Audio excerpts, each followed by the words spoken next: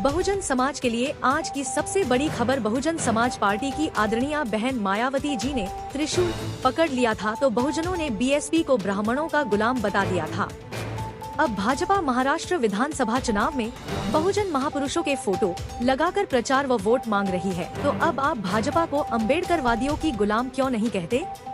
तस्वीर 1। महाराष्ट्र में विधानसभा 2024 के लिए आम चुनाव चल रहे हैं। भाजपा ने अखबार में सबसे ऊपर शिवाजी महाराज, बाबा साहेब भीमराव अंबेडकर, बिरसा मुंडा, महात्मा ज्योतिबा फुले, मां सावित्रीबाई फुले व अहल्याबाई होलकर की फोटो छपवाई है, ताकि SC, ST व OBC वर्गों के लोगों के वोटों को प्रभावित किया जा सके और कुछ न कुछ वोट भाजपा को मिल सके।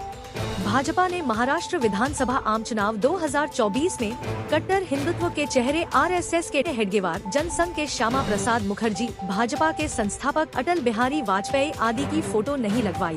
भाजपा ने न लालकृष्ण आडवाणी का फोटो लगाया, न नरेंद्र मोदी का और न ही आदित्यनाथ योगी का फोटो लगवाया, क्योंकि भाजपा अच्छी तरह जानती है कि महाराष्ट्र में कट्टर हिंदुत्व वाले नेता के नाम पर SC, ST व OBC वर्गों का वोट नहीं मिलने वाला है और न ही ये वर्ग बिल्कुल प्रभावित होने वाले हैं।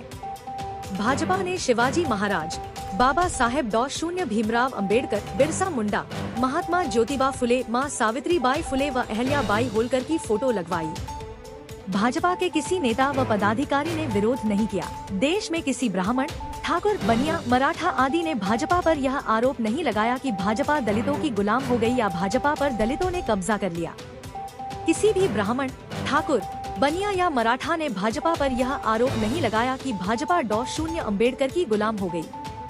सवर्ण लोग जानते हैं कि भाजपा कट्टर हिंदुत्व की राजनीति करती है, इसलिए महाराष्ट्र में अंबेडकरवादी विचारधारा का वोट मिलना असंभव है। अगर SC, ST व OBC वर्गों में जन्मे महापुरुषों की फोटो लगाने से इन वर्गों का कुछ वोट प्रतिशत मिल जाए तो हमें इनकी फोटो से कोई परेशानी नहीं है। तस्वीर 2। यूपी विधानसभा आम चुनाव 2022 के समय की है।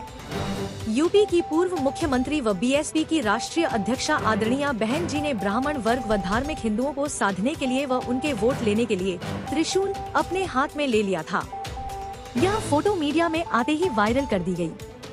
जानबूझकर BSP के खिलाफ गलत खबरें प्रचारित की गयी। बहुजन समाज के लोगों ने बहन मायावती जी पर तमाम आरोप लगाना शुरू कर दिए।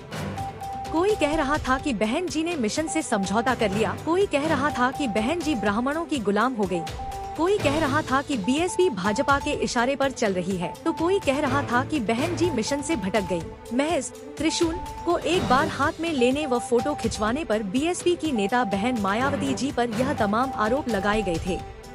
यह आरोप लगाने वाले ब्राह्मण, ठाकुर या बनिया नहीं थे, बल्कि SC, ST, OBC व मुस्लिम वर्ग के लोग ही थे। SC, ST व OBC वर्गों के पढ़े लिखे लोग, विशेष रूप से सरकारी कर्मचारी, लेखक, दिल्ली वाले प्रोफेसर, कवि आदि महज एक फोटो पर इतना उल्टा सीधा बोले, लिखे और BSP को बदनाम किया। आज मैं बहुजन समाज के लोगों और विशेष रूप से दिल्ली में बैठे प्रोफेसरों, कवियों, लेखकों, पत्रकारों व सरकारी कर्मचारियों से पूछता हूँ कि भाजपा ने महाराष्ट्र विधानसभा आम चुनाव 2024 में RSS के नेताओं, भाजपा के नेताओं व कट्टर हिंदू नेताओं की फोटो को नहीं लगाया, तो अब आप भाजपा को दलितों की पार्टी क्यों नहीं कहते। अब भाजपा को अम्बेडकरवादी लोगों की पार्टी क्यों नहीं कहते। अब भाजपा को जाटुओं की पार्टी व जाटुओं की गुलाम पार्टी क्यों नहीं कहते। क्या आप सारा मतारोपण BSP व आदरणीय बहन जी पर ही लगाना जानते हैं। क्या एक त्रिशूल पकड़ने से बहन मायावती जी ब्राह्मणों की गुलाम हो गई थी। क्या एक फोटो से BSP ब्राह्मणवादी पार्टी हो गई। नहीं, बिल्कुल नहीं। बहुजन समाज के लोगों को राजनीति समझनी चाहिए। BSP ने कभी भी अपनी विचारधारा से समझौता नहीं किया। यदि ऐसा कर लिया होता तो आज यूपी की सत्ता में BSP होती। आदरणीय बहन जी व BSP पर आपने जो आरोप लगाए थे वो निराधार है। राजनीति सिर्फ एक ही जाति या धर्म तक सीमित नहीं है। राजनीति में हर जाति व हर धर्म का सम्मान होना चाहिए। BSP देश में एकमात्र ऐसी पार्टी है जो पंथ निरपेक्षता में विश्वास रखती है, जो SC, ST, OBC, अल्पसंख्यक वर्ग व सवर्ण समाज के प्रति समानता रखती है और रखती भी चाहिए। फिलहाल इस पर आपकी क्या राय है, जरूर बताएं। धन्यवाद।